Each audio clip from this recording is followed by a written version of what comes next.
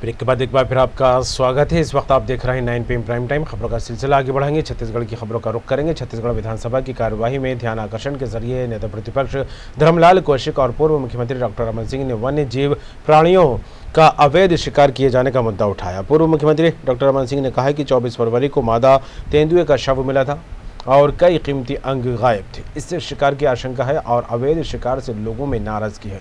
वहीं इस पर मंत्री मोहम्मद अकबर ने भी जानकारी दी। उन्होंने कहा कि एक भी प्रकरण ऐसा नहीं है जिसमें आरोपियों पर कार्रवाई न हुई हो। साथ ही उन्होंने विपक्ष के आरोपों का जवाब देते हुए कहा, अंतर्राज्यीय स्तर पर समन्वय बनाने पर हम विचार कर रहे हैं। देखिए, 2 साल के आप देखेंगे अनेक भालुओं का मौत हुआ है कि विद्युत के करंट लगा के हाथियों की मृत्यु हुई। उसके बाद में आपका पॉइजनिंग देकर के हाथियों को मारा गया और उसके बाद में उसके दांत को ले जा रहे थे तो पकड़ा गया, बाद में गिरफ्तारी हुई। अभी जो तेंदुआ का मामला आया, शेर के मामले में तो आ रहा है कि यहां शेर विहीन हो गए प्रदेश।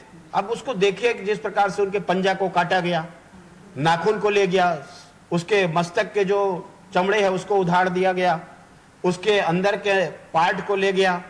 और इस प्रकार की जो घटनाएं हो रही है, कहीं ना कहीं ये बात को बल दे रही है कि इनका अंतर्राज्यीय गिरोह से सरगना से मिली भगत है। केवल गांव के लोगों को पकड़ने से, गिरफ्तार करने से काम चलने वाला नहीं है। यदि इस अवैध शिकार को रोकना है तो अंतर्राज्यीय गिरोह तक आपको जाना पड़ेगा, उनको पकड़ना पड़ेगा और उनके ऊपर कार्रवाई होगी, तभी अवैध शिकार रुक सकता है। लेकिन मंत्री जी इधर उधर बात करते रहे और केवल गांव तक सिमट करके रह गए, इससे घटना रुकने वाली नहीं है। वन मंडल खैरागढ़ अंतर्गत गंडई क्षेत्र के जंगलपुर बीट पैलीमीटर क्षेत्र में ये घटना हुई, जिसमें महज पैलीमीटर्स के बांध से 4 किलोमीटर दूर मादा तेंदुआ का शव मिला। अब प्रश्न मेरा था कि इसमें अंतर्राज्यीय गिरोह जो ऐसे, वो चाहे शेर के खाल का हो, चाहे नाखून का हो, या दांत का हो, या उनकी अन्य जो अंग होते हैं जिसके बारे में कहा जाता है कि उसकी तस्करी होती है और अंतर्राष्ट्रीय बाजार में इसका कीमत 50 लाख से ऊपर होता है।